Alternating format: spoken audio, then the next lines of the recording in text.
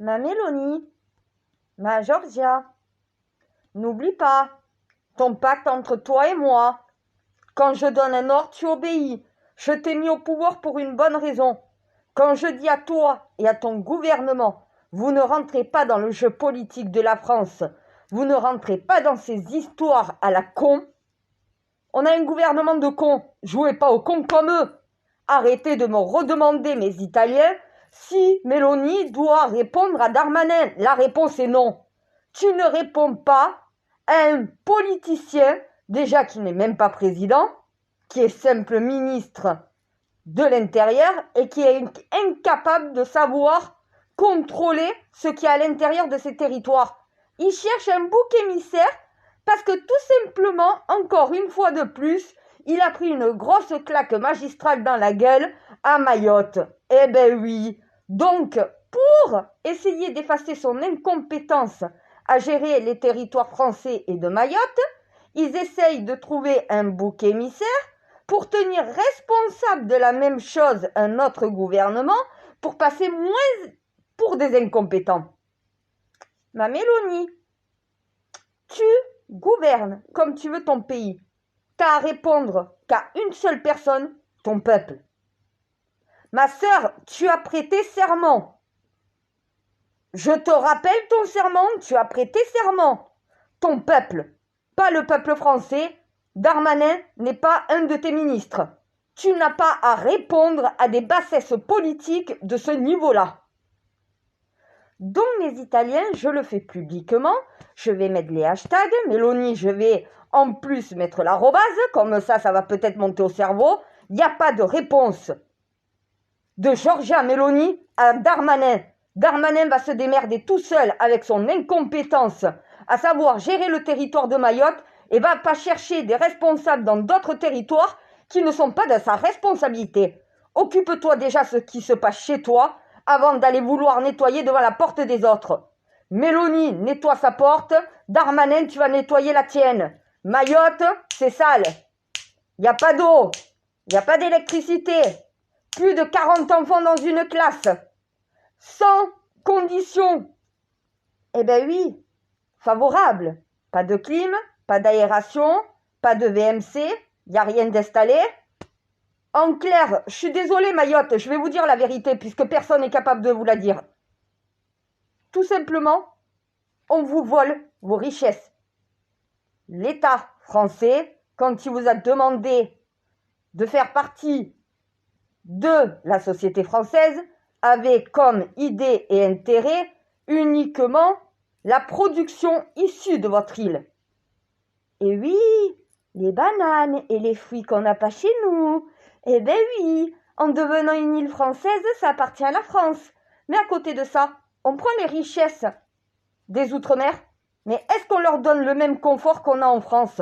Pourtant, on profite bien de leur argent, hein. Est-ce que vous savez que sur la mondialisation, les Outre-mer, c'est ce qui marche le mieux pour nous Français? Est-ce qu'on leur rend l'égalité de ce qu'ils nous donnent? Parce que s'ils reprennent leur indépendance, toute l'économie des Outre-mer disparaît. Eh ben oui, pour la Corse, c'est la même chose. À un moment donné, posez-vous bien la question. Quand tu acceptes de devenir français, c'est pour avoir le même train de vie, le même confort, la même égalité que sur le territoire français. Être traité à même égalité, c'est ça la fraternité. Au final, ils ont accepté d'être français. On laisse les îles dans un état déployable. Par contre, les ressources et les richesses de ces îles-là, on sait très bien les exploiter. En clair, tout simplement, on se sert des Outre-mer comme de l'esclavage industriel. Je sais que ça va foutre le feu, mais Darmanin t'a cherché. Parce que la réalité est là. Quand on voit que à Mayotte, on n'est pas en France, que le territoire est dans un état déployable, qu'on ne sait pas où passe l'argent.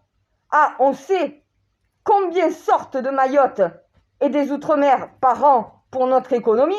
Par contre, combien vous injectez dedans pour mettre en conformité? En conformité. Ah ben oui, va falloir mettre en conformité. Donc là, Darmanin, tu veux faire quelque chose de bien? Déjà, mets un budget. Un vrai budget sur les Outre-mer. Plutôt que de le mettre dans votre spatial. Eh ben oui, on vit sur Terre. On vit pas dans l'univers. On vit sur Terre, déjà en priorité. Donc mets l'argent sur les territoires d'outre-mer. Et il va falloir en mettre, hein. Au lieu de faire des travaux à 35 000 € pour une chaussée et une voie cyclable, alors qu'un vélo peut aussi passer sur un trottoir, il fait attention quand il voit des gens. 35 000 € pour une voie cyclable, quand les Outre-mer n'ont pas d'eau potable, n'ont pas d'électricité dans toutes les maisons, dans toutes les chaumières. C'est grave en 2023. Par contre, le financement qui revient à l'Hexagone par la production des Outre-mer, à ça, vous savez vous le mettre dans la poche. Hein.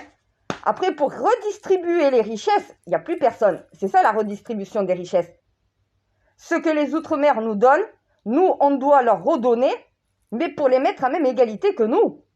Ils doivent avoir les mêmes conforts de vie qu'on a, nous, en Hexagone.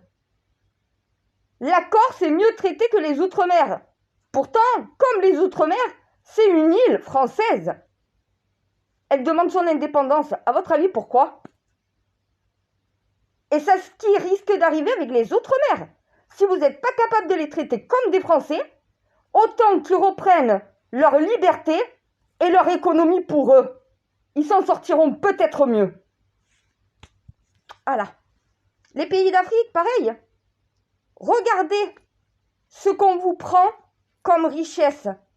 Regardez le peu qu'on vous paye. Augmentez. Vous êtes sous-payés, les Africains. Voilà pourquoi vous n'arrivez pas à vous développer.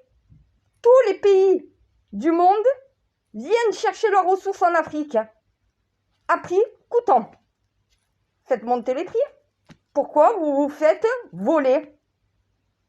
Sachant que certains des matériaux qu'on a besoin pour les éoliennes et tout le reste, on les trouve chez vous. Eh ben oui, pourquoi vous ne faites pas payer plus cher au final les étrangers pour pouvoir vous développer? Pourquoi vous sous-valorisez votre économie et votre industrie? Eh ben oui, vous vous faites voler par les Russes, par les Français, par les États-Unis, par la Chine. Vous vous faites voler par tous les pays l'Afrique en vérité. Parce que comme vous êtes le continent le plus pauvre, alors tout le monde croit qu'on peut vous acheter pas cher ce qui est votre richesse.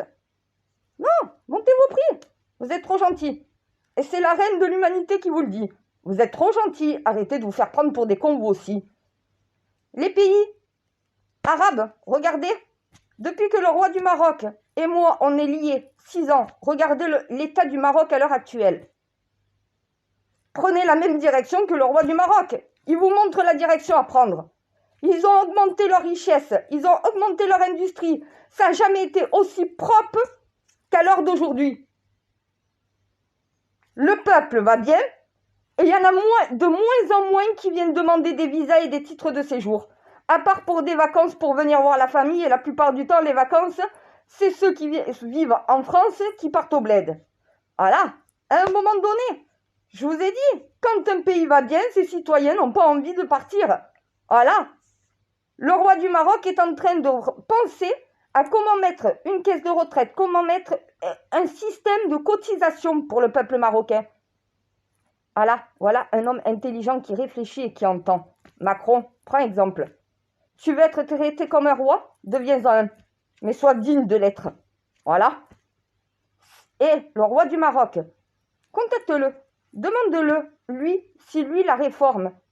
Avec une contestation pareille de son peuple, il n'aurait pas retiré depuis longtemps pour éviter le chaos dans son pays. Même pendant les matchs de foot en France, c'est le chaos, c'est le bordel. Au Maroc, il n'y a aucune sécurité comme ce qui est établi en France. Il y a des policiers, mais il n'y a pas tout ce bordel, il n'y a pas eu un seul bordel là-bas au Maroc.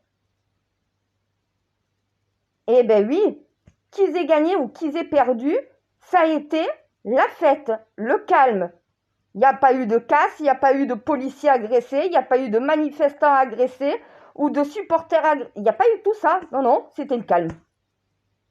Quand tu sais gérer ton pays d'un gant de fer et d'un gant de velours, tu sais jouer le chaud et le froid pour maintenir en permanence un équilibre. Un dirigeant accompli et sain d'esprit procède comme ça.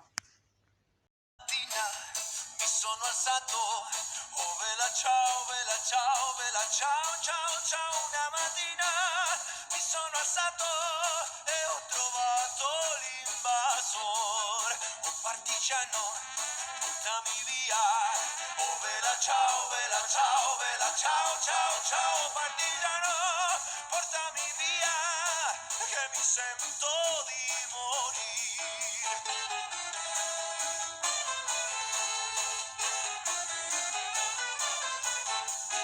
E se io muoio da partigiano, oh vela ciao, ciao, ciao, ciao, e se io muoio da partigiano, tu mi devi seppellir e seppellir.